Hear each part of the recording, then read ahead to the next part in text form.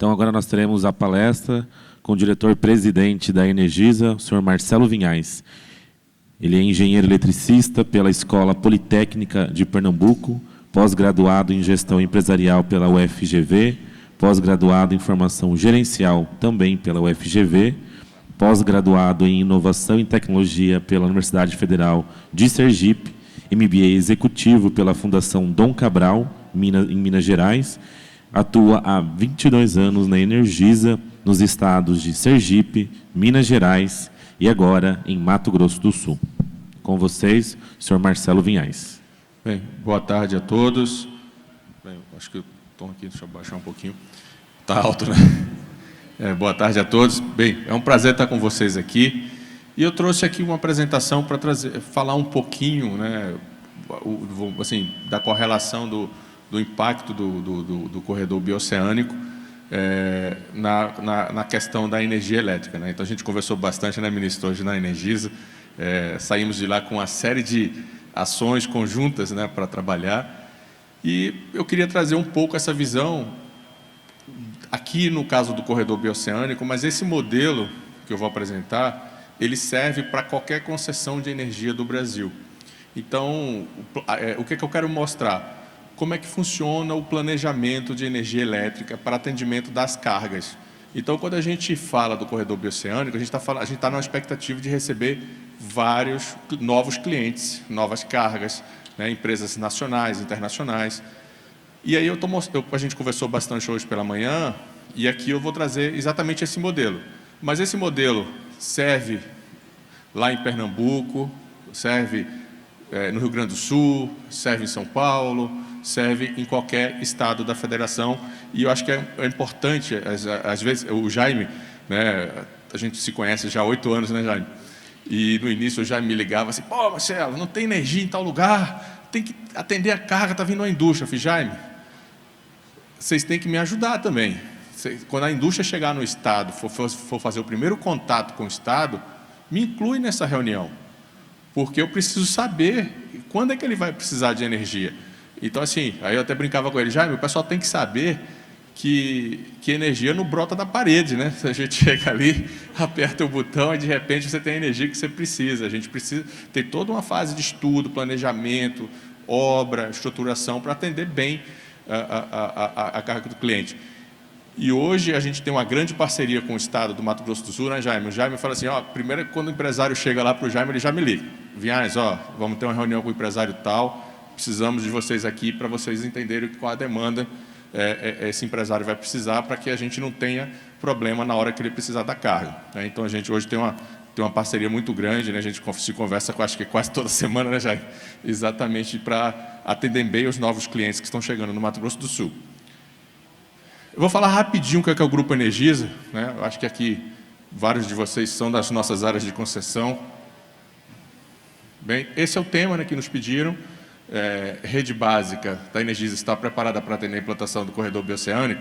A gente deixou rede básica aqui, mas na realidade a rede básica ela é federal, né, e a gente atua na rede de distribuição. Eu vou falar um pouco geral, né? Comentando aqui um pouco das concessões do Mato Grosso do Sul, Rondônia e Acre. Bem, o Grupo Energisa ele tem 117 anos. Né? Ele nasceu na zona da mata de Minas Gerais. Nós somos a antiga companhia Fossiluz Cataguases e Leopoldina. A gente tem muita história para contar aí no setor de energia elétrica, né? Hoje o ministro estava com a gente lá e perguntou: vocês são a SA? Eu fiz: ministro, nós somos a terceira mais antiga SA do Brasil.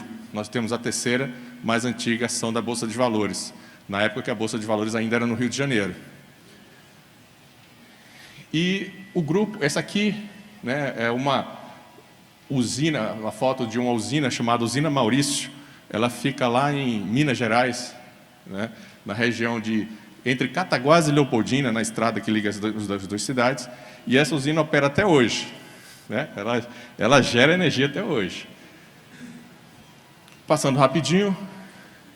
Bem, nós somos o maior grupo privado de capital nacional do setor elétrico brasileiro, né? Então, o Grupo Energisa hoje ela é uma empresa brasileira, 100% brasileira. Somos o 5º maior grupo de distribuição do Brasil. As empresas que são maiores que a gente são multinacionais, né, são empresas internacionais. O 3º grupo mais inovador, e primeiro com capital nacional. Ontem a gente acabou de ganhar um novo prêmio, a gente se tornou agora, até pelo anuário da época, o grupo mais inovador de energia elétrica do país. A gente recebeu essa premiação ontem. Muito obrigado. Somos 21 mil colaboradores espalhados pelo Brasil, atendemos 8 milhões de clientes, temos 18 bilhões de valor de mercado. E não sei se vai estar aqui, mas nós atendemos mais ou menos em área do Brasil a 1/4 do país. Então, 1/4 do país é atendido pela Energisa. E como o ministro falou, assim, nós estamos praticamente em todo o centro-oeste e norte, exatamente na zona de influência do corredor bioceânico, né? Então, eu brinquei com ele, ministro, o senhor só vai falar com a Energisa quando tratar de corredor bioceânico. Bem, nós somos 11 concessões de distribuição de energia, temos 8,2 milhões, atendemos 862 municípios, são 20 milhões de pessoas nas nossas áreas. Aqui eu acho que são os números mais expressivos assim, que contam um pouco da Energisa. Hoje nós não somos mais só distribuição de energia, nós somos distribuição, geração e transmissão. Hoje, para vocês terem ideia, nós já temos mais concessões de transmissão de energia do que distribuição, são 12 empresas de transmissão de energia. E também somos uma empresa de geração limpa, ministro. O Jaime, eu brinquei com o Jaime, né, a gente foi no início do ano negociar com ele que nós íamos trazer usinas de energia solar para o Mato Grosso do Sul. Aí eu falei, Jaime, nós vamos trazer 20. Ele, 20 não, porque eu acabei de falar com o seu executivo aqui e ele me falou que são 21. Então, nós estamos construindo 21 usinas solares dentro do Mato Grosso do Sul, e essa energia a gente está vendendo para os nossos clientes aqui, o comércio, indústria, com 25% de desconto em relação à energia cativa. Então, nós estamos levando competitividade para os nossos clientes, para os clientes do estado aqui do Mato Grosso do Sul.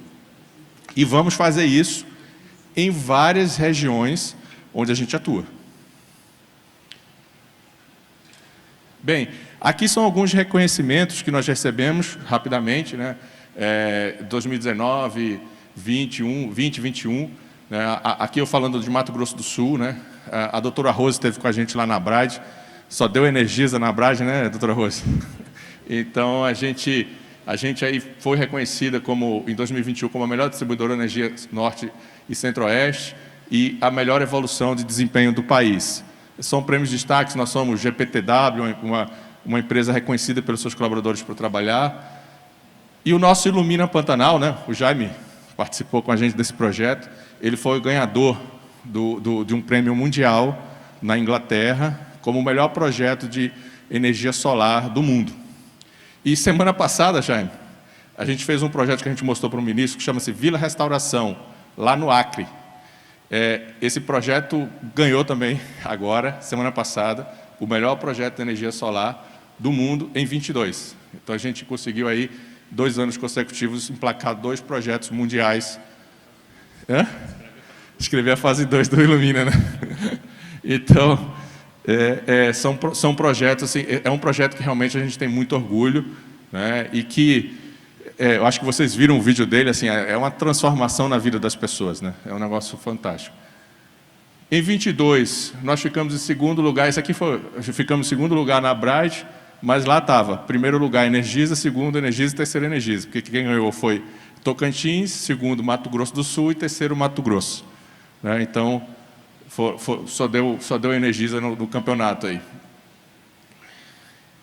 Bem, o Ilumina, né?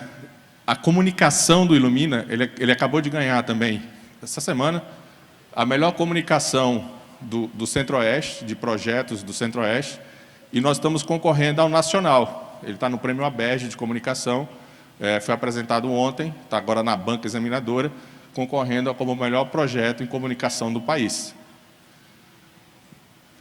E o Ilumina e também o projeto lá do Acre, né, que é a Vila Restauração.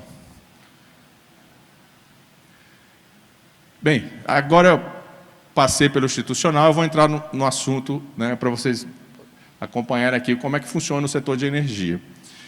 O setor de energia, como é que ele planeja o atendimento dos clientes? Ele tem duas entradas aqui, que é projeção de carga, diretrizes de expansão. O que é isso?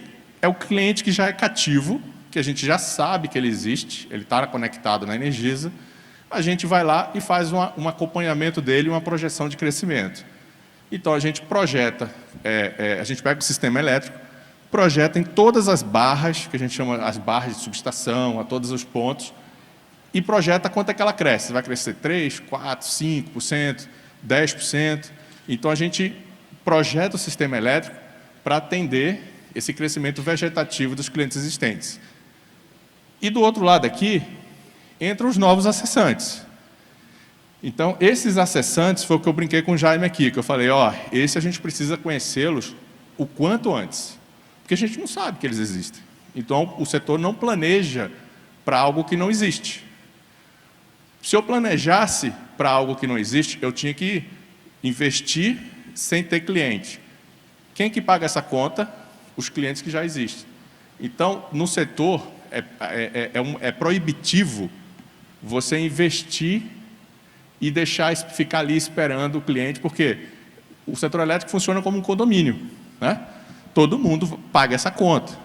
Então, a gente tem que esperar a carga, estudar a carga junto com o cliente, e quando ela for entrar, aí no dia que ela entrar, eu tenho que estar com o meu sistema pronto para recebê-lo. E aí, Jaime, foi o que eu falei para o ministro, o desafio que nós temos no corredor, que a gente tem que estar junto desde o início, e nós estamos, né? Nós estamos conversando já há algum tempo sobre isso, porque a gente precisa estar com tudo isso mapeado, sabendo qual indústria vem, quando vem, em qual data ela precisa da energia, porque aí o sistema vai estar pronto para atendê-lo e para recebê-lo no dia que ele precisar da energia elétrica.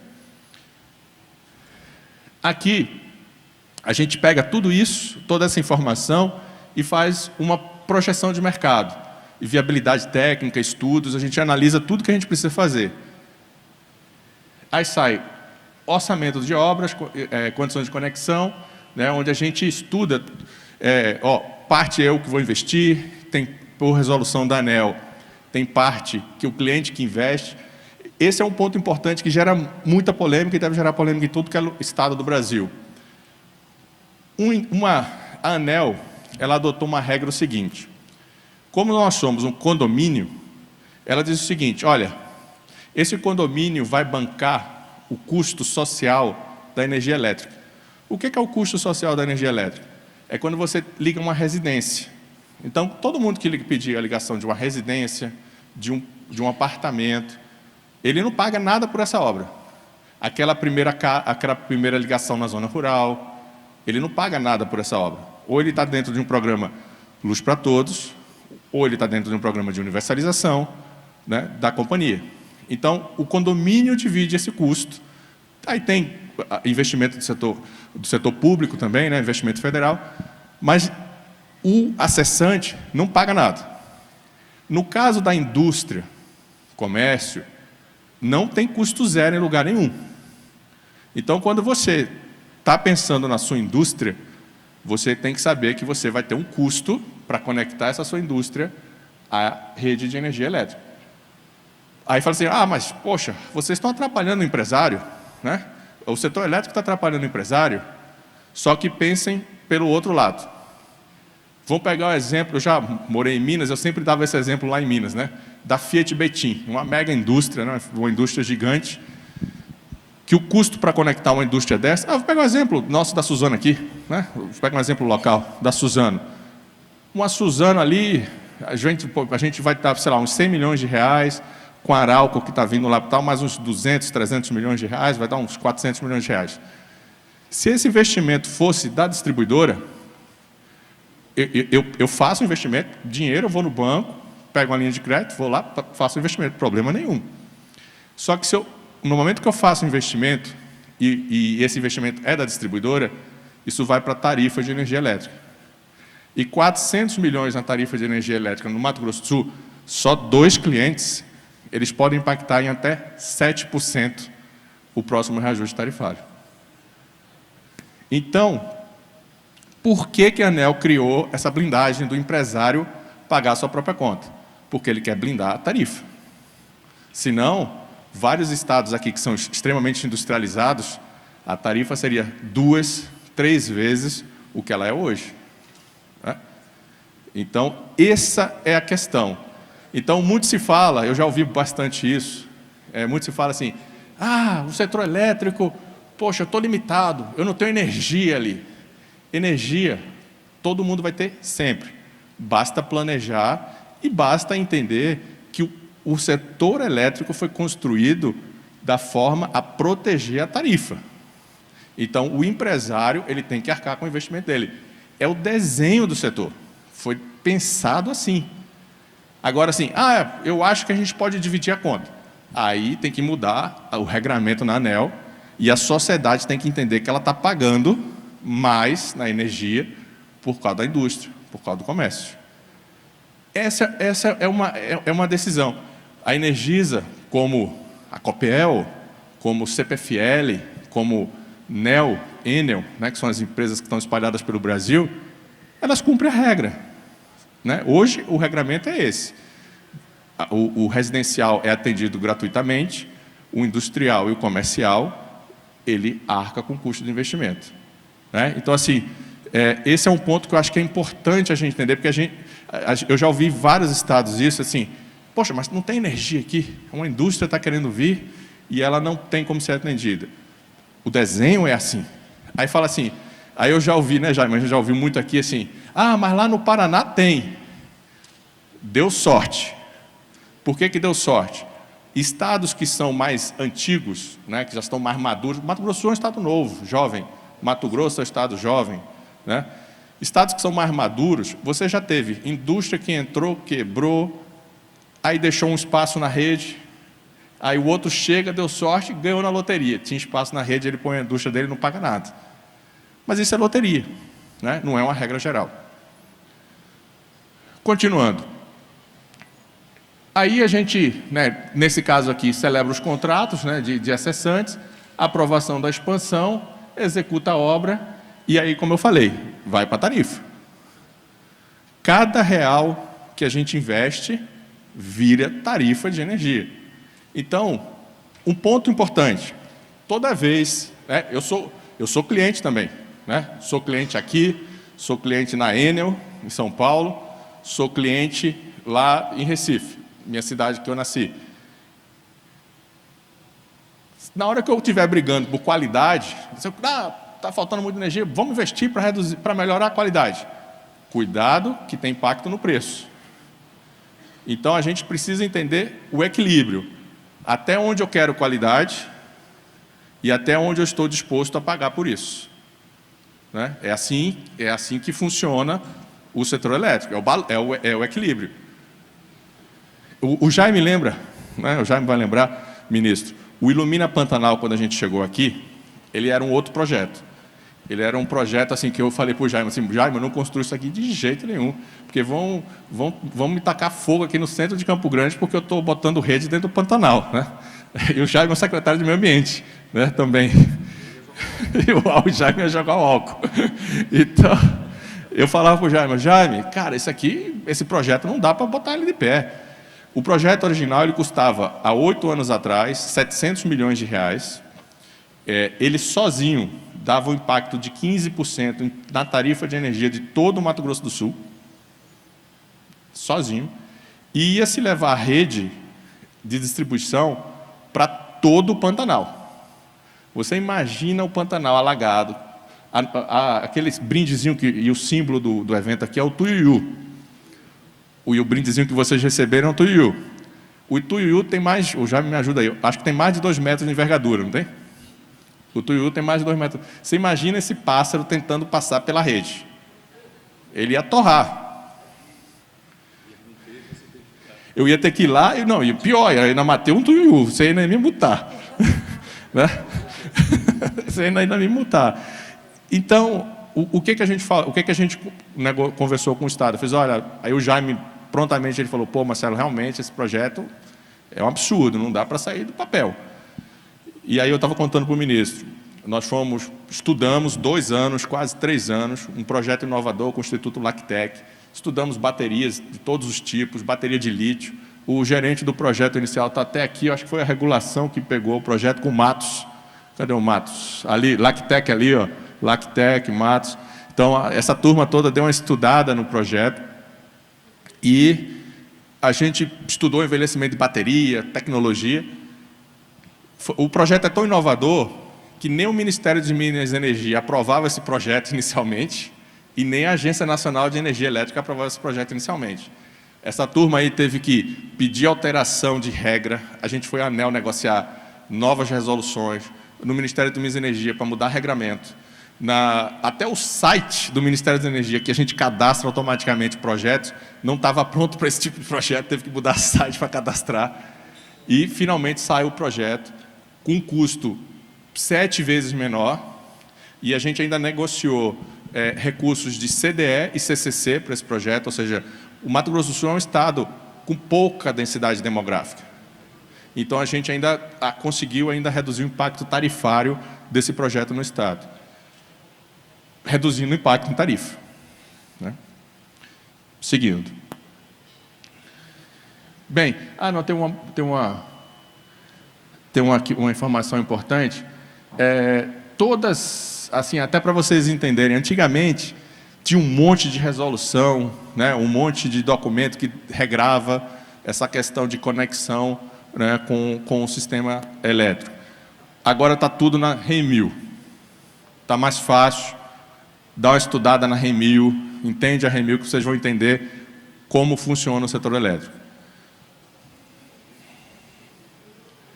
Bem, como é que a gente planeja, né? O Matos, cadê o Matos de novo? Ali.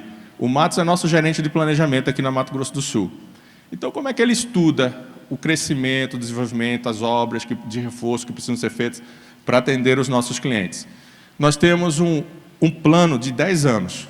Então, a gente já sabe tudo o que precisa fazer para os próximos 10 anos, que a gente chama de plano decenal. Esse plano, a gente tem um contato direto com a EP. Então, por exemplo, quem é responsável pela rede básica, os estudos de rede básica, é a EP. Então, o Matos vai lá negociar com o pessoal da EP, mostrar que precisa de um ponto de rede básica, um ponto de conexão, para atender as nossas cargas, negocia, porque só um leilão na EP, para entrar uma operação, uma conexão de transmissão, de 4 a 5 anos. Só prazo de leilão, porque é tudo federal, leilão, é um processo construção, né? Então, isso leva tempo. O Plano de Desenvolvimento da Distribuição, PDD, aqui, inclusive, desde o ano passado, doutora Rose, o Conselho de Consumidor, cada um de vocês aprova o PDD da área de concessão de vocês.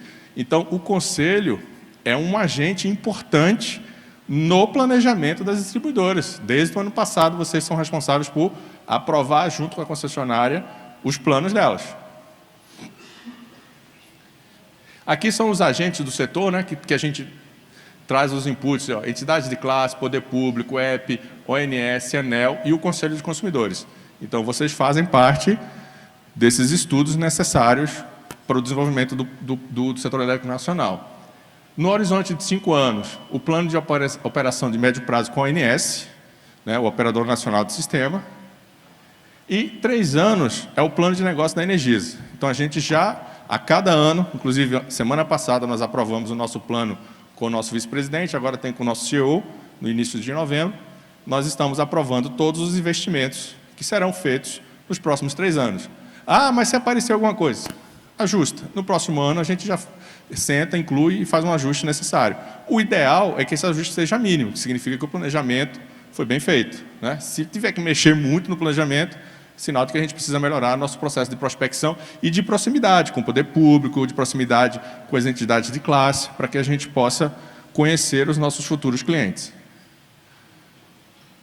Bem, todo o planejamento é pautado em premissas, né, macroeconômicas e regionalidades, então a gente sempre está acompanhando isso muito de perto. Estruturação do sistema para atendimento do crescimento vegetativo e demandas específicas são tratados conforme regramento, viabilizando as conversações. Eu comentei isso lá no slide anterior. Bem, aqui eu trouxe um slide só para falar da tarifa, porque quando a gente fala de investimento, eu sempre trago a questão da tarifa. A tarifa de energia, ela é composta por duas parcelas. Eu não sei se vocês já têm conhecimento disso. A parcela A, que é compra de energia, transmissão e encargos. Isso aqui, a distribuidora ela não tem responsabilidade nenhuma. Isso é só repasse. Isso a gente paga e repassa aos nossos clientes. E a parcela B, que são os... Aí a gente está falando aqui da distribuição de energia, nós estamos falando dos custos operacionais e investimentos. O que acontece? Então, todos nós temos que ter uma preocupação com a distribuição de energia no seguinte sentido. Se a concessão de energia tiver que gastar muito para operar, significa que ela pode onerar a tarifa. Se a concessão de energia investir mais do que precisa, ela pode onerar a tarifa. Se ela investir menos, ela afeta a qualidade. Então, tem que achar o ponto de equilíbrio, para que, assim, porque não tem jeito. Ou vai nos afetar na qualidade, ou vai nos afetar no bolso, no preço. Então, a gente, como agentes do setor, a gente tem que ter isso muito claro na mente para entender o ponto de equilíbrio e defender esse ponto de equilíbrio. Né? Eu já vi, não vou citar o nome aqui, mas algumas empresas querendo... Eu falo muito isso para o Jaime, né? Eu falo assim, Jaime, vamos dosar os investimentos, vamos fazer isso aqui, vamos fazer isso ali, onde é que está doendo, vamos atuar onde está doendo. Por quê? O Mato Grosso do Sul é um estado extremamente desafiador, porque a concessão ela tem custo de energia mais caro quando você tem grandes extensões e baixa densidade. E o Mato Grosso do Sul é exatamente isso. Se vocês pegarem, por exemplo, eu acho que a população total do Mato Grosso do Sul é 2,7, 3 milhões, né? 3 milhões de habitantes. Se pegar o exemplo da minha cidade lá, a Grande Recife, eu acho que a Grande Recife deve estar beirando os 4 milhões de habitantes. Então, ou seja, só em Recife você tem uma população maior do que todo o estado do Mato Grosso do Sul. Então, é uma concessão que tem pouca gente para dividir a conta. E tem muita rede, porque o estado é gigantesco. Então, a gente aqui tem que ter um cuidado muito grande para dosar investimento, fazer o investimento correto, porque senão a gente explode a tarifa de energia do estado. Né? Então, esse é o nosso grande desafio aqui. E aí, cada estado tem seus desafios. Né? Eu não sei se tem o pessoal do Rio aqui. No pessoal do Rio, o grande desafio é as perdas de energia. Aí você vai para o norte, é um desafio parecido com o nosso aqui, pouca gente, grandes estados. Né? Então, as concessões que tem que ter a tarifa mais barata de energia são aquelas pequenas e extremamente densas. Essas têm que estar ali entre as mais baratas do Brasil. Eu acho que é isso. Aqui é só... Eu trouxe o exemplo, né, falando um pouco das... Por isso que eu brinquei com o ministro, né, ele vai, no corredor ele não tem jeito, tem que falar com a Energisa, porque a gente está nessa lateral toda aqui do Brasil, né, no oeste do Brasil, e a gente está aí, né, no Acre e Rondônia nós estamos há pouco tempo, né, o trabalho apenas começou lá, ainda tem muita coisa para acontecer, e no Mato Grosso do Sul e Mato Grosso a gente já está há algum tempo, mas em todas as concessões a gente cumpre hoje o indicador regulatório da ANEEL de qualidade. Obviamente, na hora que cumprir, vai baixar a régua e a gente vai ter que cumprir algo melhor. É assim que funciona no setor elétrico. Ah, tá. É isso. Eu vou comentar aqui um outro ponto importante, o Jaime está me lembrando aqui, que nós fizemos eu acho que no Brasil, no Paraná que tem, nós fizemos um projeto com o governo do estado para todos os consumidores, que eles são de tarifa social.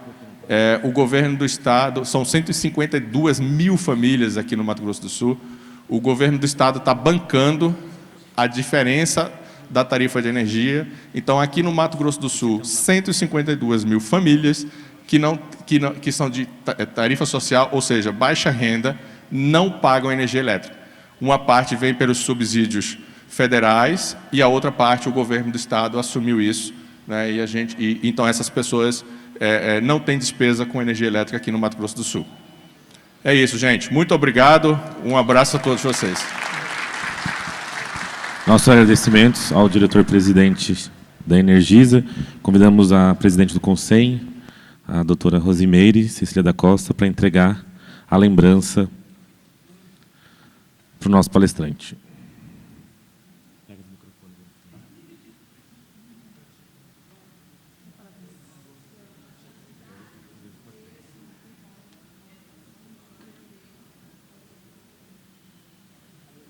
Então, agora nós iniciamos o debate. Então, convidamos para mediar então, a presidente do Conselho MS, a doutora Rose.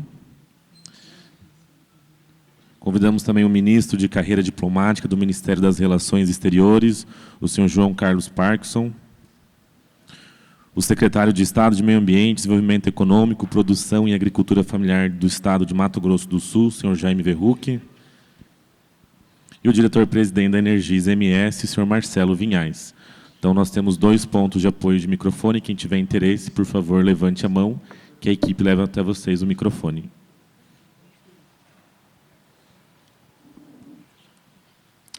Bom, gente, antes de vocês fazerem uma pergunta, você quer expor alguma coisa? Só responder. Quer falar? Então, assim, vamos deixar... Tá.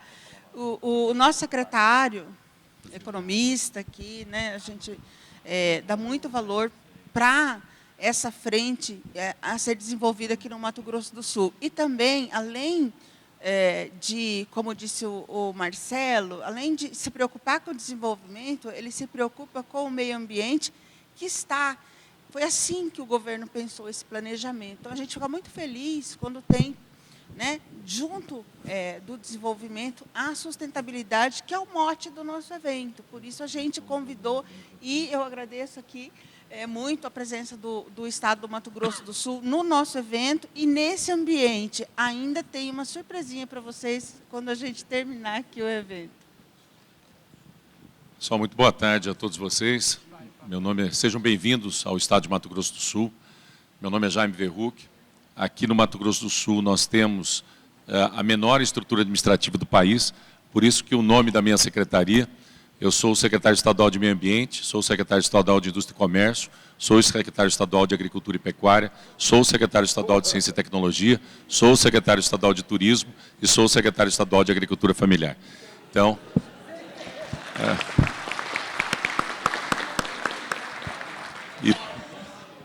E tem 2 outras, que é saúde e educação. Segurança. Mas isso foi... nós estamos terminando um ciclo no governo do Estado, com o governador Reinaldo, que é o governo do PSDB. Né, estamos numa disputa eleitoral e tenho certeza que a gente vai ser vencedor nessa disputa. Mas nós tomamos uma decisão lá em 2015 de enxugar o tamanho do Estado. E talvez a secretaria, se a gente pudesse dar um nome para ela mais curto, ela seria uma Secretaria de Apoio e Integração do Setor Produtivo, que todas essas atividades, elas se vinculam diretamente às atividades empresariais. Então, de alguma forma, seja agricultura e pecuária.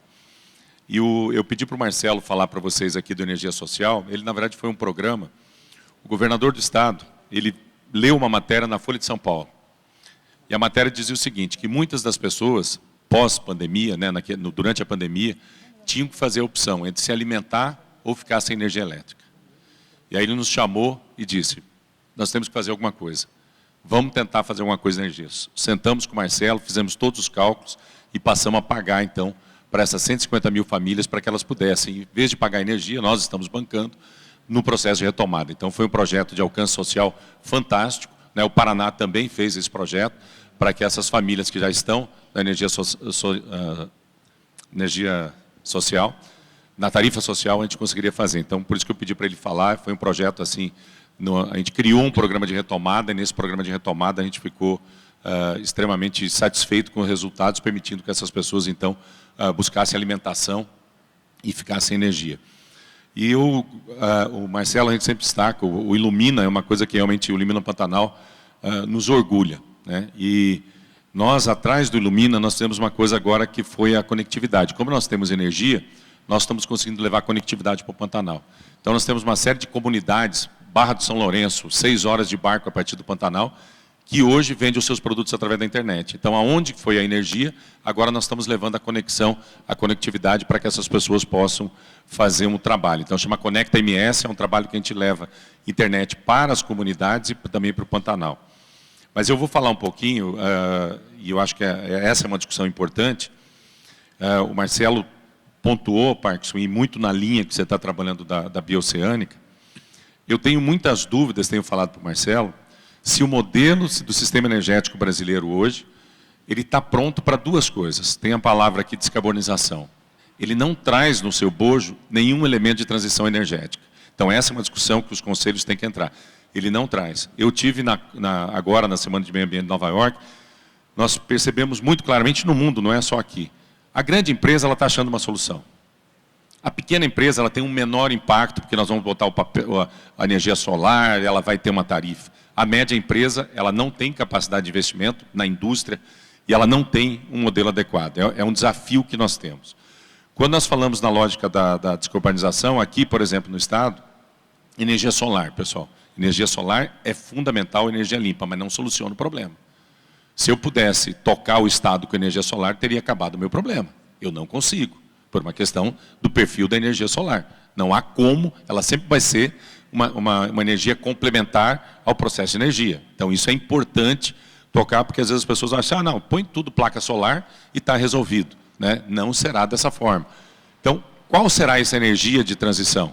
Né? Muitos discutem internacionalmente que o gás natural, através do sistema elétrico, ele seria, talvez, essa energia de transição para a energia limpa. Com uma pegada, o Parkinson, ele mostrou ali, Parkinson, quando você colocou a questão toda do carro elétrico, nós temos uma discussão há poucos dias aqui com a Associação Brasileira de Engenheiros Mecânicos e Industriais. E o presidente da Volkswagen disse aqui, todo e qualquer carro que eu vou fazer nessa plataforma. O que era essa plataforma? Uma plataforma cheia de bateria. Né? Quem que vai produzir energia para isso? Eu até brinquei com o pessoal do etanol, daqui a pouco nós vamos usar o etanol para queimar numa turbina para gerar energia. Porque o que nós vamos fazer com o etanol? Que é Então, nós temos outros elementos de hidrogênio verde, nós aqui estamos junto com a Toyota, que é como a gente já produz hidrogênio verde aqui no estado em função dos processos industriais da celulose. Nós estamos com uma parceria com a Toyota, vamos testar agora um ônibus em Três Lagoas, teste a hidrogênio, que já tem feito, a Toyota faz em São Paulo isso. Então, nós temos que discutir muito esse modelo. Vejam, o Marcelo colocou muito bem aqui. Eu e o Marcelo, o gestor fora do setor público, que eu converso mais vezes, se chama Marcelo Vinhais, presidente da Energisa. Porque nós somos um estado que cresce esse ano 5,1%, segundo maior crescimento do país, e se projeta para o crescimento do próximo ano, o maior crescimento do país pelas consultorias Tendência. Então, a minha demanda, quando eu falo em crescimento, eu falo demanda. Conseguimos alinhar com a Energisa um trabalho muito forte de planejamento. Nós acabamos de captar uma empresa que assinamos agora, dia 22 de junho, em Arauco, 15 bilhões de investimento no município de 8 mil habitantes. Lógico que não tem energia, não tem rede, não tem nada. Sentamos durante a semana agora, fazendo um planejamento. Onde nós vamos conectar? Essa empresa ela será fornecedora de energia elétrica. Ela precisa rede para vender a sua energia elétrica. Vai produzir celulose, quantos megas? 200 megas que já são disponibilizados de produção. Então, ela precisa colocar isso na rede. Então, neste caso, consegue fazer o planejamento. Mas eu tenho toda a minha estrutura que é de ampliação. Eu não tenho nenhum dia que eu não tenho ampliação. E aí, a grande questão que vocês são de consumidores, a Rosemary recebe isso lá muito, o empresário, normalmente ele fala, eu não aceito que tenha esse custo. São duas questões fundamentais que ele falou. A energia pode pagar todo o custo, desde que vá para a tarifa. Né? Quando chega para falar, mas eu tenho que pagar isso agora, para ampliar minha atividade no Mato Grosso do Sul, eu tenho que crescer. E o segundo ponto, que eu ligo todo dia para o Marcelo, isso está na norma, serão prazos de implantação. A Energisa, isso deve valer para qualquer concessionária, quando apresenta o projeto para implantação, ela põe no limite estabelecido pelo indicador da ANEEL. Então, eu mato o cara do coração definitivamente. Quer dizer, eu consegui convencer ele de bancar o custo, e depois, quando o Marcelo manda que vai implantar em 360 dias. Aí ele começa a xingar do governador, secretário, para todo mundo dessas opções. Então, mas isso está no modelo, é isso que eu estou te falando, está no modelo. Como nós temos essa relação direta, o Marcelo faz uma reavaliação junto com o planejamento e consegue me dar uma data. Falou, olha, Jaime, né, em 120 dias nós conseguimos implantar. Um outro ponto, Parques, que você colocou muito bem aqui da questão rural. O rural é o grande desafio. Mato Grosso do Sul passa por uma expansão brutal da mudança e intensificação da sua agricultura e da sua pecuária. E não acontece isso sem energia. A Energisa assumiu há 2 anos atrás, como no Brasil inteiro, as redes rurais que aqui são feitos com fio de arame. Então eu não consigo industrializar porque eu não tenho a reforma da coisa. Eu não consigo ter o trifásico sem isso. Então nós vamos ter que achar um modelo que seja através do Estado, que esse investimento seja pago. Né? O Paraná, de novo, é que como nós temos um Paraná muito perto, eu falo para o Marcelo, o Paraná está fazendo, por que você não faz? Tem alguém do Paraná aqui?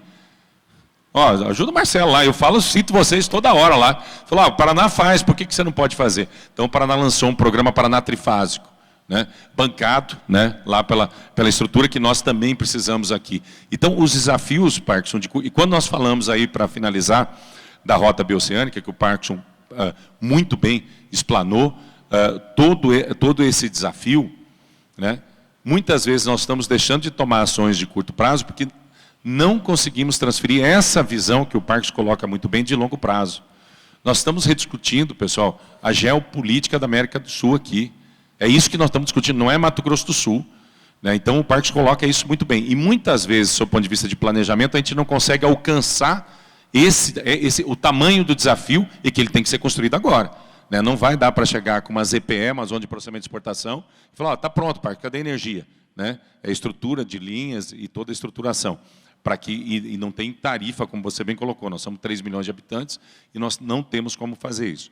E a última informação, dentro da questão da energia solar, o Marcelo colocou aí das 21 usinas, que ele tentou tirar uma, mas não conseguiu, porque o chefe dele já tinha anunciado as 21 para o governador.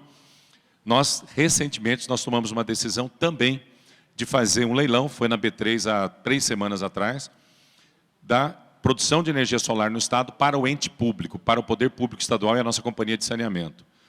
Nós colocamos esse leilão, a usina tem que ser construída no Estado de Mato Grosso do Sul e, obviamente, que a perspectiva de menor tarifa. Nós conseguimos, no leilão na B3, uma empresa que vai instalar e investir aqui com 35% de redução da tarifa. Então, isso mostra, vocês imaginem, eu vou ter no meu fluxo de caixa, uma concessão de 20 anos, eu deixo de gastar 35% a menos da minha energia mensalmente. Isso me sobra dinheiro para um monte de coisa para fazer.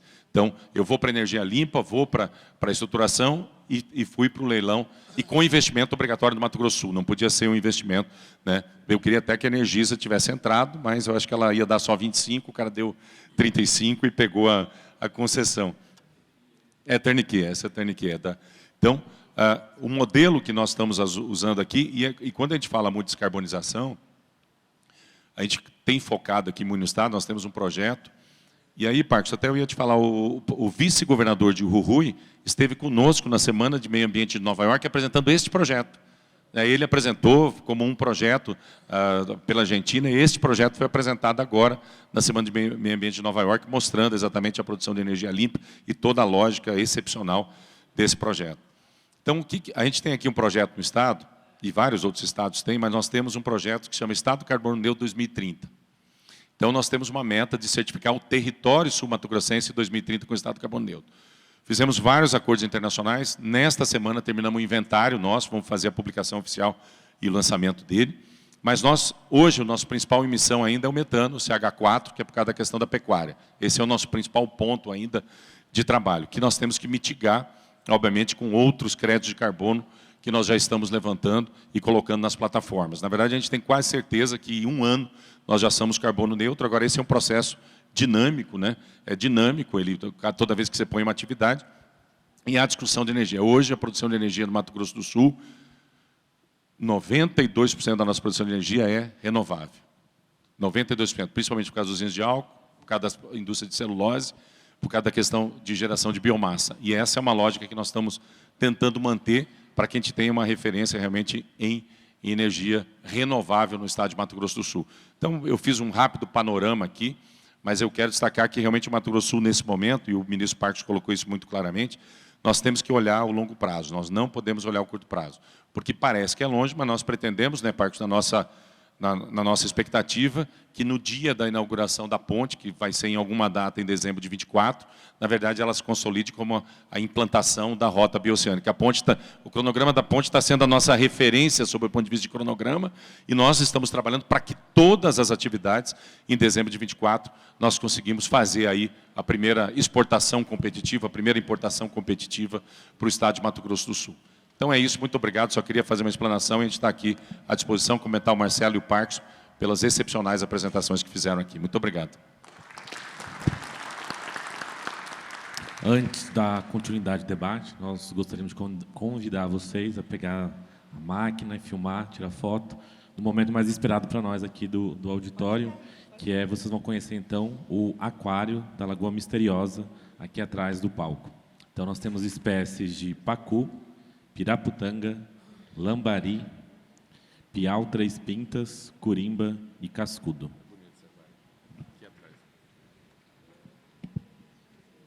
Pessoal, esse aquário que vocês vão aqui, ele destacou muito bem. A Lagoa Misteriosa é um atrativo turístico no município de Jardim, muito próximo, viu, Parques da Rota Bioceânica, né? Então, aqui, a cenografia toda que é mostrada nesse aquário é dessa Lagoa Misteriosa, assim como os outros também são feitos.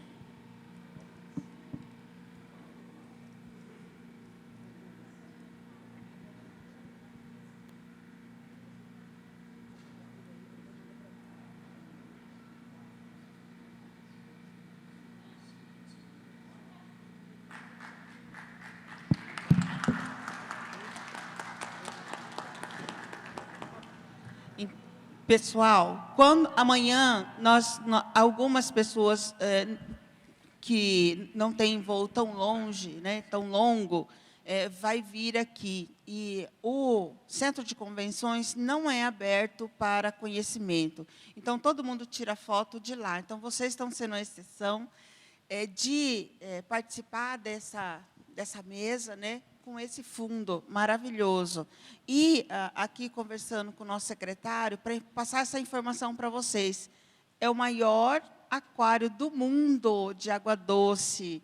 Então, amanhã, para quem conseguiu, né, permanecer aqui, nós temos a primeira grupo saindo 8h30 e o outro 8h45. Aí nós vamos descer, né, são 3 segmentos aqui, para...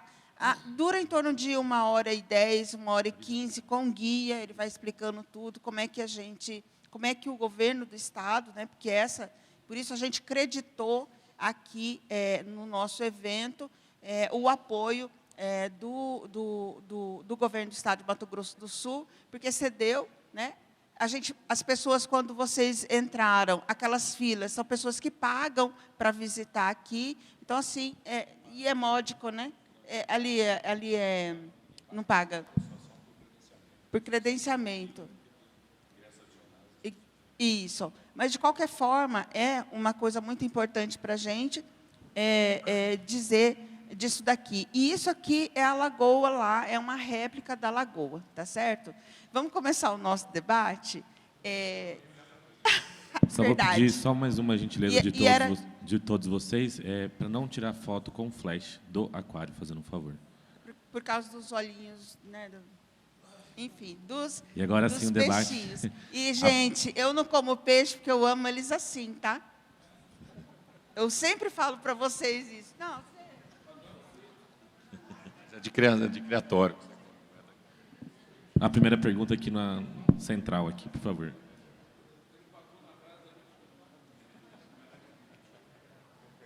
Omar Abdul Assaf, eu sou do Conselho da CPF Piratininga de São Paulo. Parabenizar pelo evento, parabenizar pelo aquário.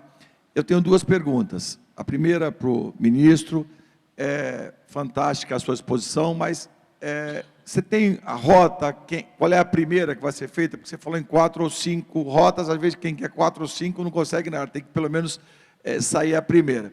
E a segunda, para o Marcelo, que graças a Deus o Jaime respondeu, que eu falei, esse cara está acabando com o Estado, eu como empresário não posso fazer nada, eu vou ficar em São Paulo, não venho para o Mato Grosso.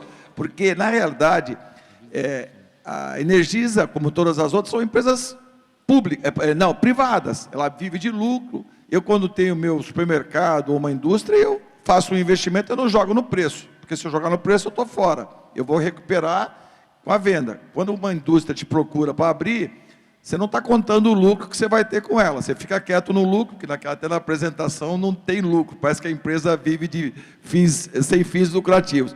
Mas quando eu vi o superministro, o primeiro-ministro, quase que o governador, eu fiquei encantado, porque eu falei, se esse cara acaba com o Estado, nenhuma indústria vem, vai tudo para São Paulo ou para o grande centro. porque é cômodo. Eu falo sempre, todo mundo quer comer o filé mignon, mas tem que comer o osso também. Só ficar aqui em Campo Grande era uma beleza, para fazer água, esgoto e luz.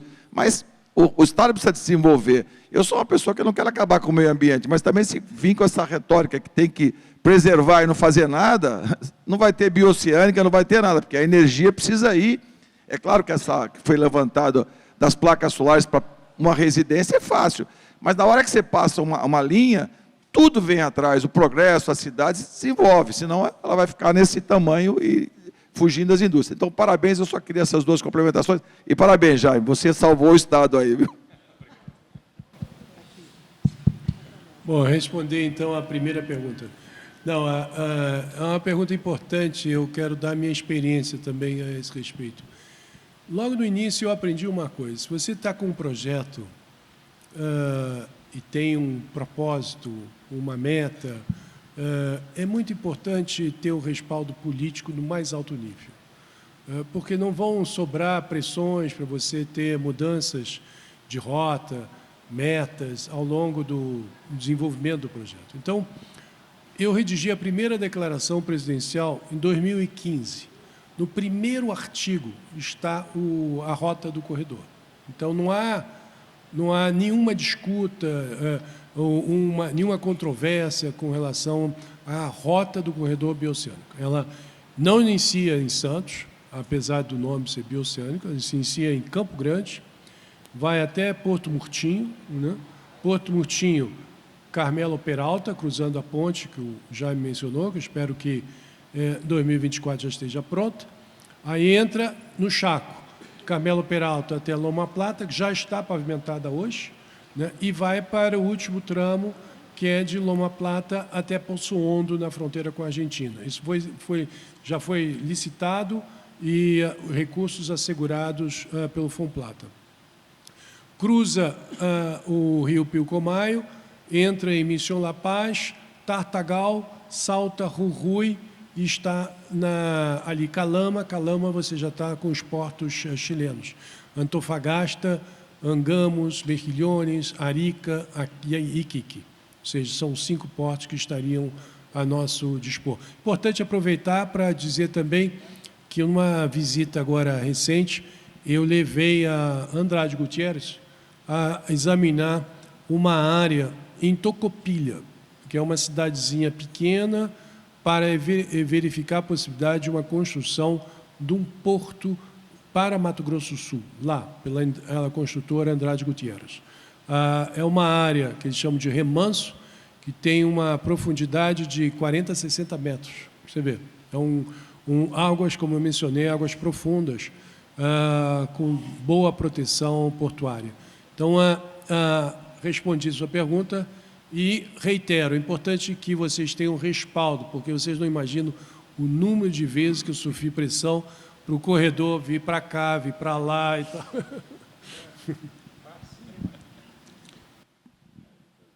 E só lembrando que esse é um ponto que a gente trouxe, porque eu escutei o ministro antes da gente, a gente já estava planejando o evento, e a gente também trouxe porque o encontro do Regional Centro-Oeste, então isso traz um desenvolvimento para o Centro-Oeste, tá certo? Então, assim, nós ainda vamos falar em Mato Grosso, falar em Goiás, né, que está trocando aí da Enel para a Equatorial, parece que já é um processo finalizado, tá certo? E o ministro também trouxe as informações lá do Acre e Rondônia, e um pouquinho para Zenalva, aí, falando de Roraima. Então, assim, as notícias do setor elétrico, e se tratando de corredor, como você perguntou, colega, conselheiro, qual que já começou? Essa não tem, é irreversível. Depois de 18 anos aqui, uma moradora, sabendo do projeto, eu fiquei muito feliz, né? Porque eu sou funcionária de carreira do Estado e a gente lá discutiu isso lá em 2000. Então, assim, agora, puxa, 2024 aconteceu. Que bom, né? Então, assim, eu espero que isso se reproduza nos estados que a gente referenciou. A gente sabe do compromisso, por isso eu coloquei ali, ó, Energisa, presta atenção aqui, ó, Acre, Rondônia, né? É tudo sua área de concessão também. Então, assim, para a gente poder andar na mesma linha, e o que foi bom? a gente propiciou o encontro já do ministro com o Marcelo, para evitar isso que o senhor disse. Não, nenhuma empresa vai vir aqui, mas é a regra, né? Infelizmente é assim, a gente trabalha com isso. Então, à Não, vontade. só complementando, assim, na minha apresentação, eu não trouxe um regramento só do Mato Grosso do Sul, porque qual foi o cuidado que eu tive? Se eu fosse falar só do Mato Grosso do Sul, primeiro, assim, a regra aplicada no Mato Grosso do Sul é a mesma regra aplicada em qualquer estado do Brasil. Não há diferenças. Nós somos todas empresas reguladas pela Agência Nacional de Energia Elétrica.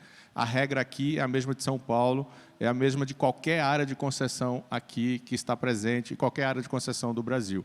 A regra é única, né? Então, assim, nenhuma empresa do setor de distribuição tem autonomia para aplicar regramento diferente do que está escrito pela Agência Nacional de Energia Elétrica. E aí, qual foi o meu cuidado aqui que eu tive? Eu quis trazer regramentos federais, né? Ou seja, eu não falei em momento nenhum só do Mato Grosso do Sul, a não ser quando eu apresentei os indicadores específicos de cada uma das empresas. Por quê? Porque eu chegar aqui para falar só do Mato Grosso do Sul para todos vocês podem dizer, poxa, o que esse assunto que esse cara está trazendo representa para mim? Nada. Então, o que quando eu dei o exemplo, e eu brinquei, né, com o Jaime dessa questão, de o industrial e tal, isso acontece em qualquer concessão, qualquer área, qualquer estado do país. O que eu quis trazer o exemplo para vocês é de como é desenhado o setor elétrico. O setor elétrico foi desenhado, ele, de forma, aquilo que eu comentei, o cliente residencial, o condomínio paga. A indústria, o comércio, existem regras específicas, resoluções específicas que tratam do que a gente chama de, quando tem um investimento, parte do investimento é realizado pelo empresário, parte é realizado pela empresa, em algumas situações, dependendo da demanda contratada, é investimento, às vezes, só do empresário, mas isso não é um regramento do Mato Grosso do Sul, é regramento nacional. Agora, foi aquilo que eu comentei. A sociedade entende que essa regra quer mudar, como, por exemplo, o Jaime falou, disse, olha, a gente entende que talvez tenha que ter algo diferente. Tem que ser uma discussão nacional, né, ou até programas estaduais. Né? Então, assim, ou discussões nacionais, que se mude o regramento de forma federal, pela Agência Nacional de Energia Elétrica, ou discussões estaduais. Por exemplo, o Jaime deu o exemplo aqui do Paraná. O Paraná ele tem as suas próprias iniciativas, mas é uma decisão do governo do Paraná. Né? Então, assim, a Copel cumpre a regra federal, porque ela tem que cumprir, senão ela vai ser multada pela ANEEL e pode ter sua concessão cassada. E o governo estadual complementa. Por exemplo, o programa trifásico, que o Jaime citou. Um programa fantástico, adoraria, vai ser o meu maior prazer se o Jaime aprovar um programa desse aqui. Mas a regra não permite que as concessionárias façam isso. Agora, o Estado pode bancar e a concessionária fazer? Pode, não tem problema nenhum, é o que está acontecendo lá na Copel. Então, quando eu trouxe aqui o conteúdo, eu me preocupei em trazer conteúdo para todos vocês que estão aqui. Então, assim, não é Mato Grosso do Sul, então, assim, o mesmo que é aplicado aqui é aplicado lá na região da Bandeirante, da EDP. Né? Então, assim, é o mesmo modelo. Inclusive, hoje a Energisa Mato Grosso do Sul é uma ex-EDP. Ela já foi EDP no passado. E a regra era a mesma. Não mudou nada absolutamente com a chegada da Energisa aqui.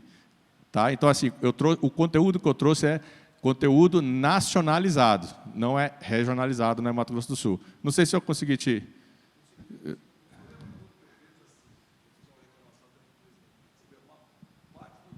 Saiu fora por não aguentar esse gelo do ar. Eu não sei o defeito que vocês têm aqui no Mato Grosso do Sul, que aquele negócio que você falou que falta câmara frigorífica, em cada auditório você sai correndo, porque você não aguenta, você tem que sair um pouquinho. Eu não sei se vocês sentem, mas a maioria está sentindo frio. Eu acho que tem que... E gasta energia, a Energisa gosta, porque ela está ganhando mais dinheiro com isso.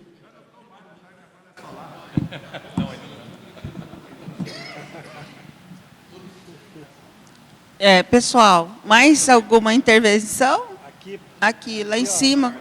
Opa. Ricardo Vidinich, eu sou consultor do Consem, mas do setor elétrico aqui, e trabalhei na antiga Enersul, quando ela foi privatizada. Então, eu conheço um pouquinho da situação e corroboro com as palavras do engenheiro Vinhais, de que no setor elétrico, o conceito é que o novo entrante não pode fazer com que o seu vizinho tenha que pagar a conta por ele. Então, esse é bem o conceito, e daí vale lá para a Avenida Paulista, sabe? Se alguém quiser construir um edifício na Avenida Paulista hoje, não pode. Não tem mais condições técnicas naqueles dutos subterrâneos de colocar mais um edifício lá. Então, tem uma dificuldade enorme e teria que trocar toda a rede, pelo menos um trecho. Então, é o mesmo conceito aqui no Mato Grosso do Sul.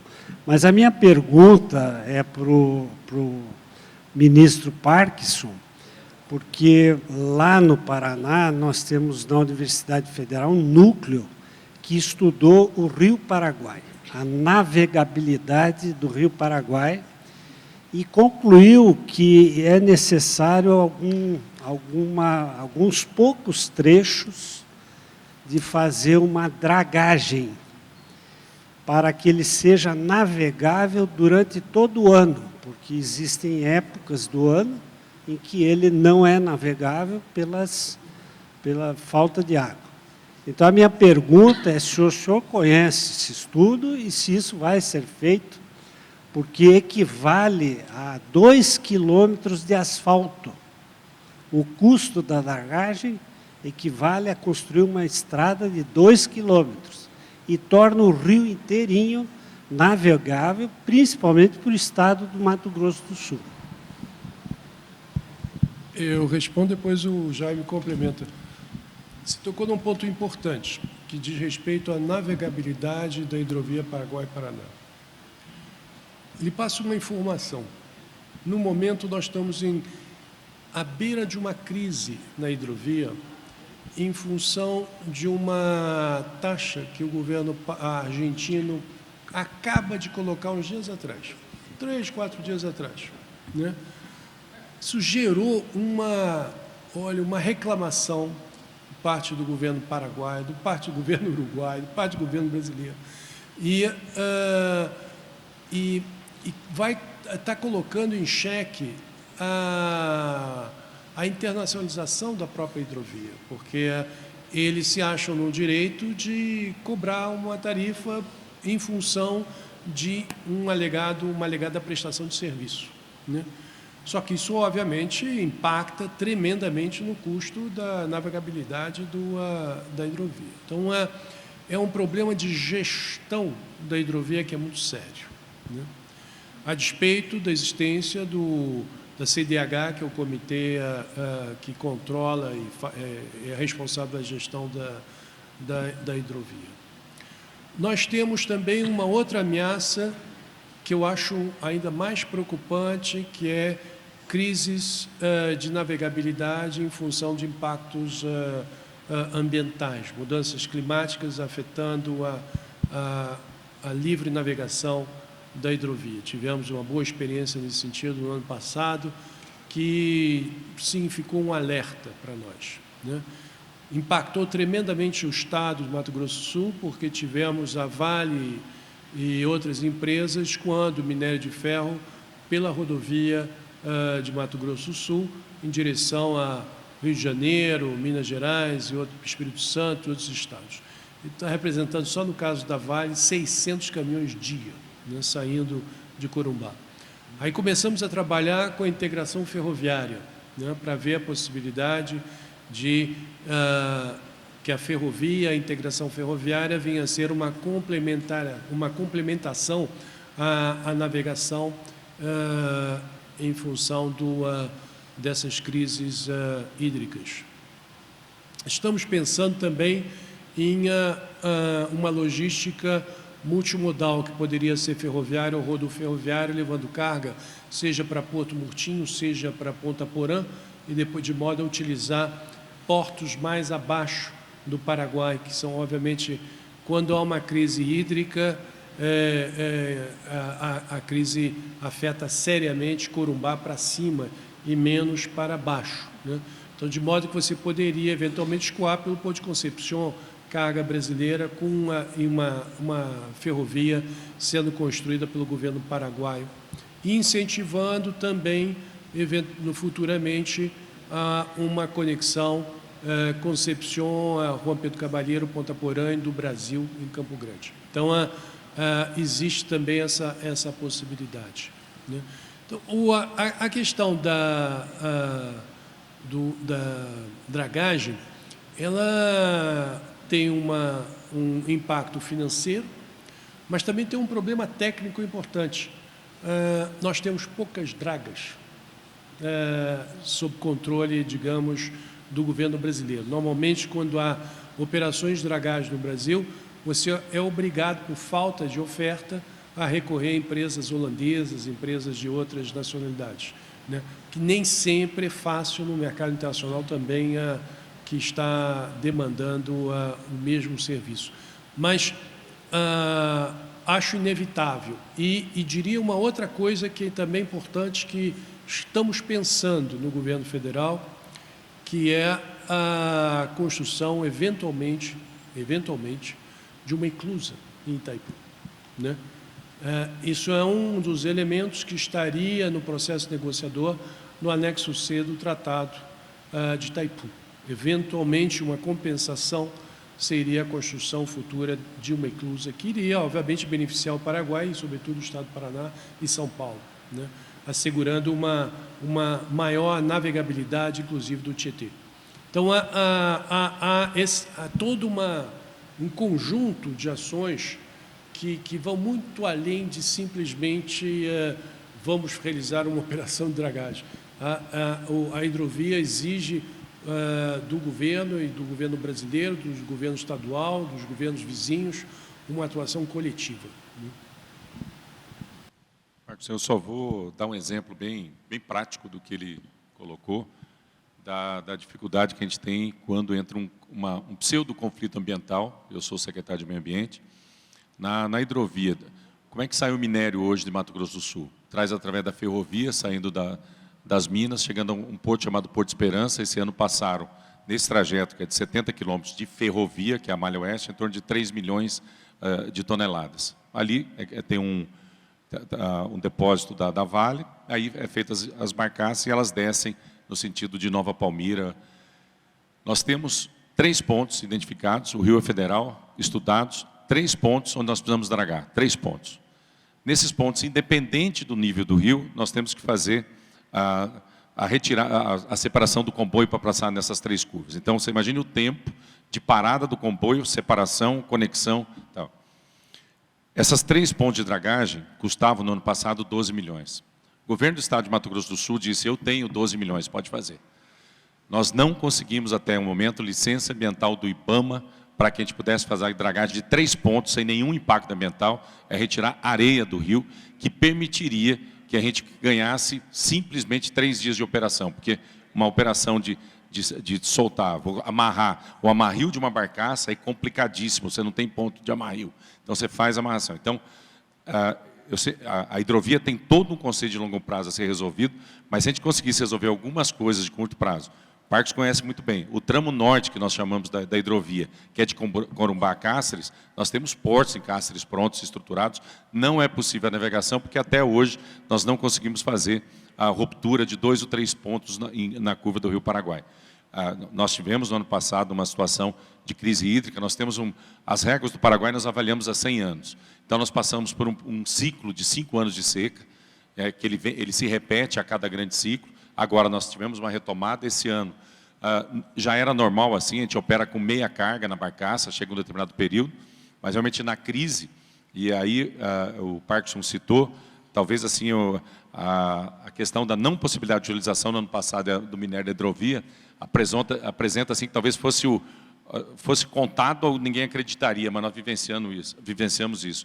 Saindo 700 carretas dias de minério carregado da Vale e da Vitorial, nós chegamos a ter 1000 carretas entre indo e voltando, saindo de Corumbá, indo a Suzano, em São Paulo, sendo carregada no trem, na Suzano, na MRV, e aí descendo para o Rio de Janeiro, ao lado de uma ferrovia, de 1000 quilômetros. Esse caminhão ele andava 1000 quilômetros ao lado de uma ferrovia, na BR-262, E ele passa essa ferrovia, 48 vezes ele passa sobre o trilho. Né? E essa ferrovia, nós estamos aí, né, Parcos, há quanto tempo tentando fazer discussão. Então, essas questões, elas têm que ser assim, existem questões de curto prazo que têm que ser discutidas e não, elas têm que ter solução, né, para que a gente possa minimizar o curto prazo, para que a gente possa olhar esse longo prazo. Então, assim, a gente tem alguns ainda, situações críticas sob o ponto de vista de logística no país, e ela tem que realmente ter, são demorados, né, Parcos, demais, os processos legais estabelecidos, não é morosidade de governo, ainda as estruturas. E aí, Parcos, até te dar uma notícia, não sei se chegou a ver, na semana passada eu apresentei na Assembleia Legislativa o nosso sistema ferroviário do Mato Grosso do Sul. Com a lei federal, aprovado pelo Congresso Nacional e sancionado pelo presidente Bolsonaro, se desregulamentou o transporte ferroviário no Brasil através do regime de autorização e permitiu que aos estados pudessem agora também fazer gestão. Então, nós tivemos que mudar a nossa Constituição, porque não tinha ferrovia na nossa Constituição, e na semana passada nós apresentamos o sistema ferroviário, onde permite ao estado agora fazer a concessão e o regime de autorização, para ver se a gente consegue resolver algumas coisas mais próximas e mais de curto prazo. Opa. Boa tarde. Ayrton Vinhas, representante da Equatorial Energia, Rio Grande do Sul. E queria me dirigir ao Jaime, secretário, né? Supersecretário. É a seguinte, essa logística no Brasil ela é bastante complicada, né? Teve um evento na Federação das Indústrias, lá no Rio Grande do Sul, promovido pelo COINFRA e também com a presença do senador Reis, falando da ferrovia que ligaria, né, Mato Grosso, Lorena, São Paulo, Oeste Paranaense, Oeste Catarinense, passa por a região da Serra Gaúcha, de Caxias, e vai em direção ao Porto Rio Grande. Sabemos que o Porto Rio Grande tem problemas, porque é um porto ainda público, né?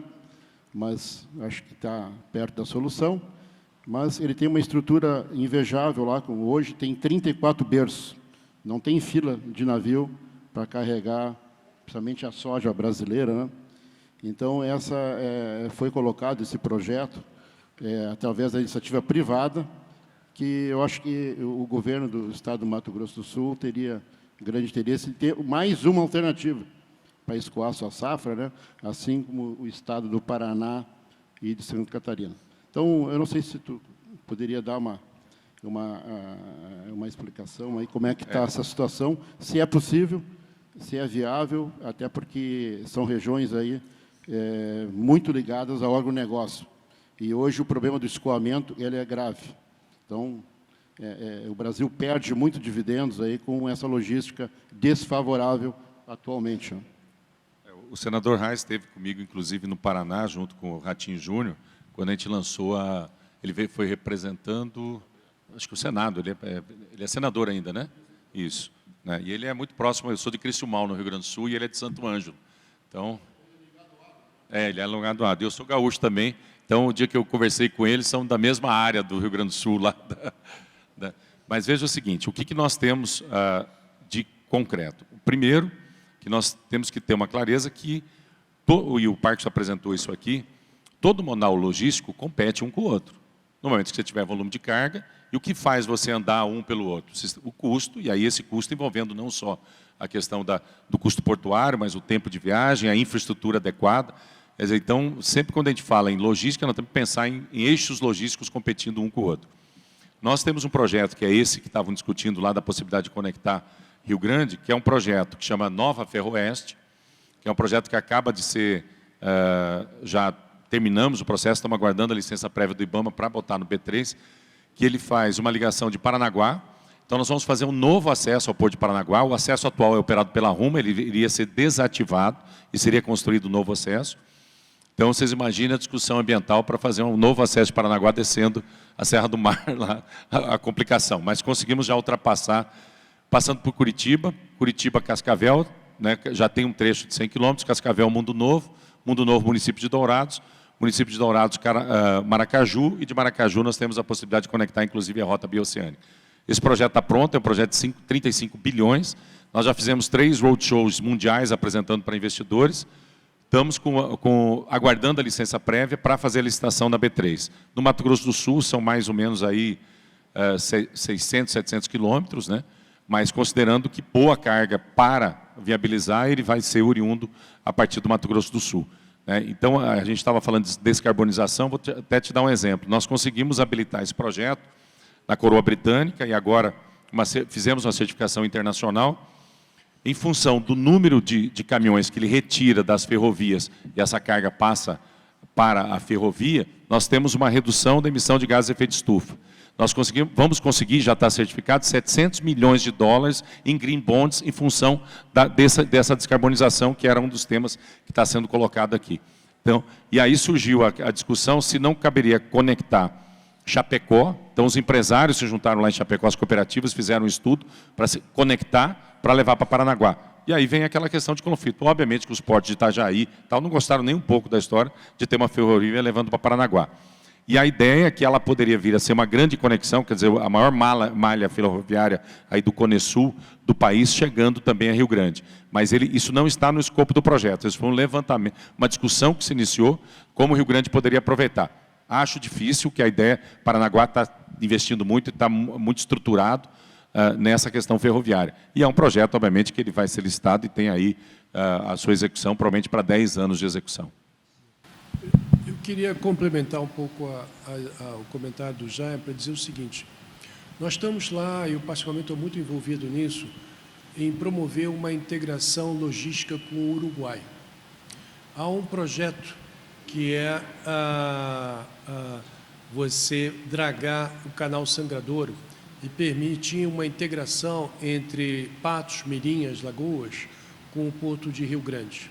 E nesse projeto, que está avançado, teve um probleminha com o EVTEA, mas que está sendo corrigido, a ideia também é autorizar o governo uruguaio, ele já pediu autorização para a construção da segunda ponte sobre o Rio Jaguarão, assim também iniciar ou retomar contatos do passado para promover ali uma integração ferroviária com o norte do Uruguai. Então, você teria, através de uma logística multimodal, que seria lacustre, seria rodoviária e ferroviária, uma melhor integração entre o norte do Uruguai e o Porto Rio Grande. Isso, obviamente, resultaria em maior volume de carga disponível para o Rio Grande.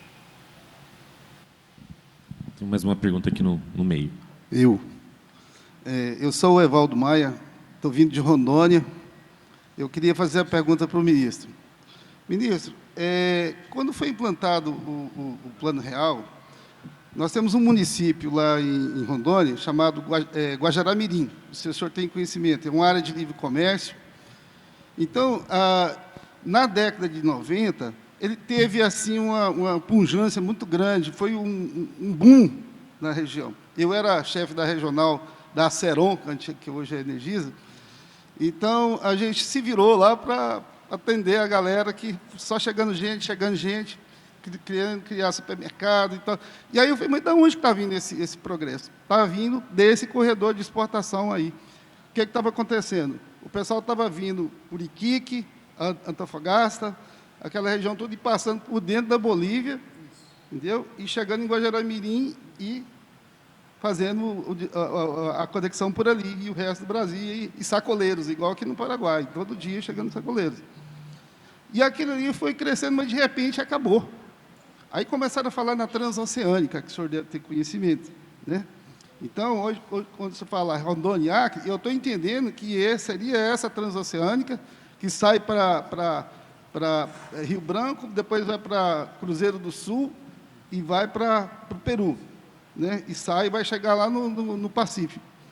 O senhor tem conhecimento por que isso parou? Porque estava indo tão bem, o que aconteceu?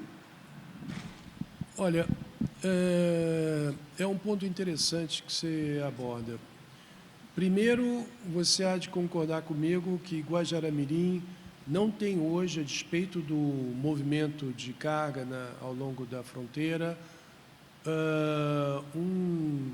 uma instituição ou um conjunto de instituições presentes na fronteira para fazer o controle aduaneiro.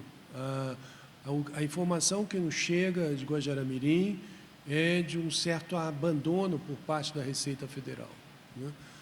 Então, isso está dentro daquele contexto que eu comentei logo no início da minha apresentação.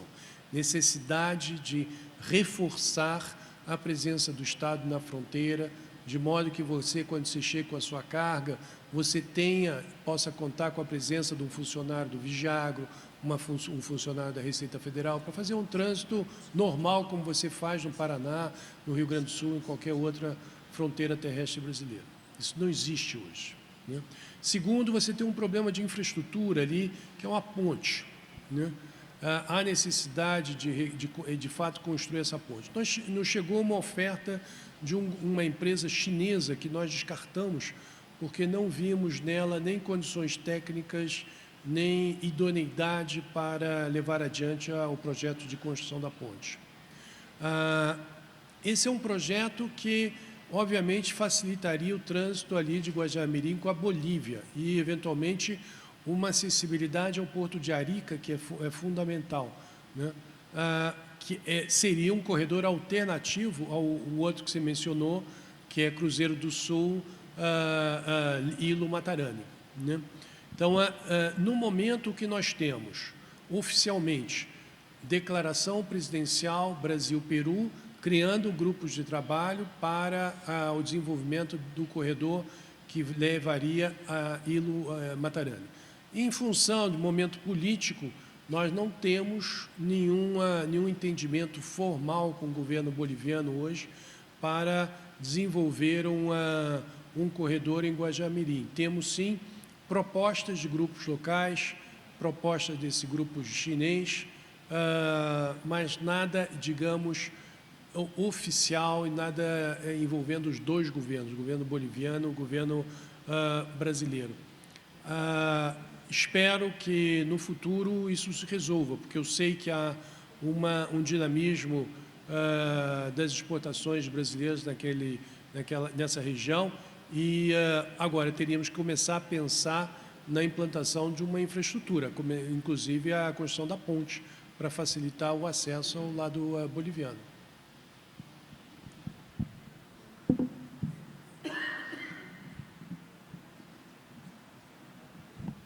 Bom, acho que a gente já concluiu, então eu passo para o nosso cerimonialista, o Contreira.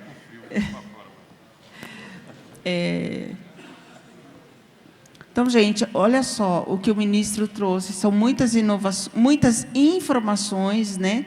Como que a gente trabalha olhando aí a América do Sul, o desenvolvimento aqui para o Brasil.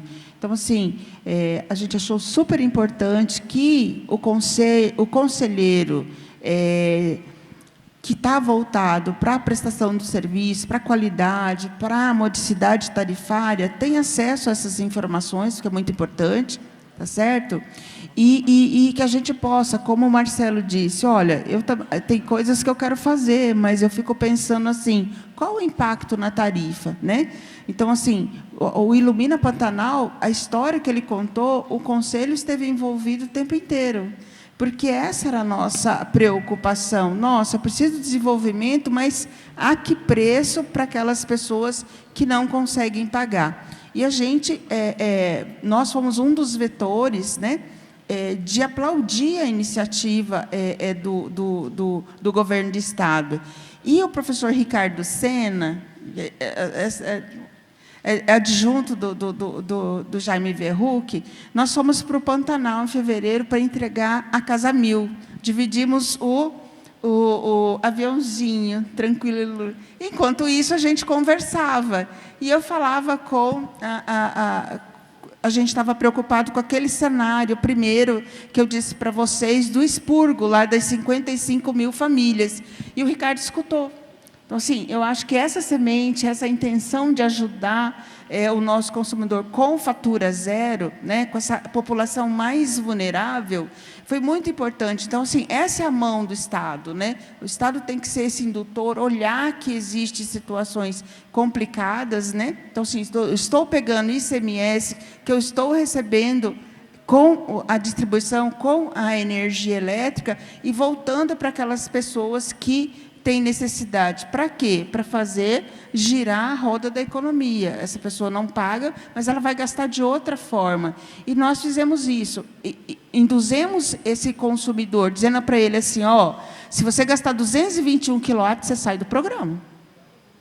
Tá? É muito sério. Então, assim, o Conselho fez uma campanha junto com a Energisa, também com esse viés, tá certo?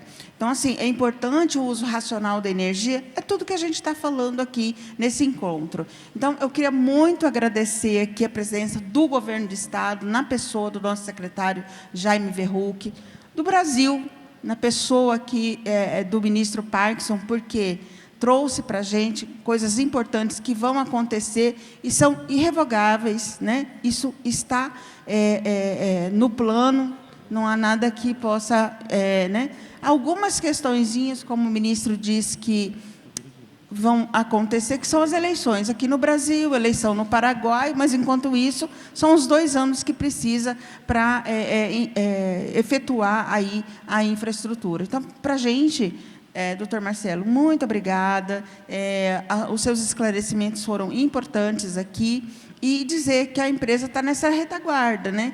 A gente espera aí esse desenvolvimento e dar mais qualidade de vida para o nosso consumidor.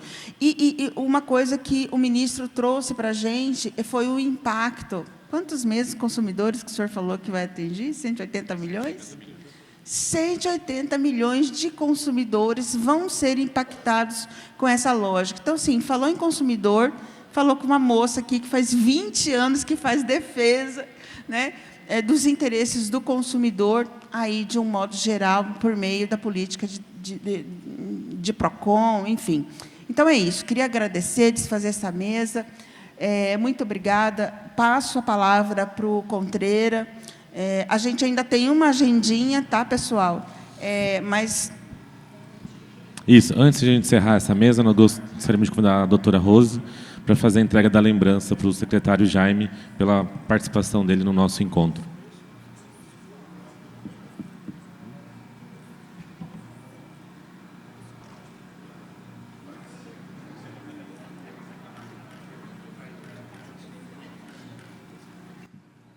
Pode ser.